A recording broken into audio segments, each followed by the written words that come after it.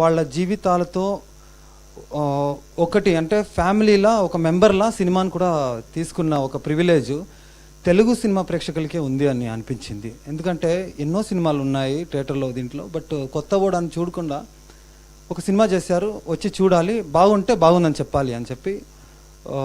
What else I can say, audience, Telugu cinema audience మీకు పెద్ద పెద్ద దండాలండి. Can't believe this.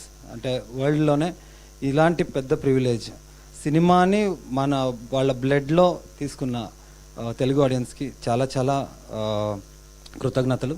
అండ్ ఈ సహకుటుంబానం సినిమా ఎందుకు చాలామంది అడిగారు, ఎందుకు ఫ్యామిలీ సబ్జెక్ట్తో వస్తున్నారని. ఒక ఇండస్ట్రీలో రావాలి, ఒక హీరోగా రావాలి, మెయిన్గా హీరోగా రావాలంటే ఒక పెద్ద ఫ్యామిలీ బ్యాక్గ్రౌండ్ కావాలి కదా.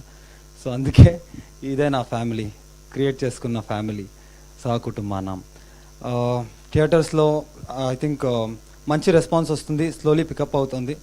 అండ్ చాలా చాలా నర్వస్గా ఉంది, ఎందుకంటే ఇంత బడ్జెట్, అదంతా ఒక కొత్త హీరో మీద చాలా బాధ్యతలు ఎక్కువ, ఎక్కడ తప్పుగా వెళ్ళిపోకూడదు అనే ఒక భయం ఉండేది. బట్ ఈరోజు ఆ భయం అంతా వెళ్ళిపోయింది.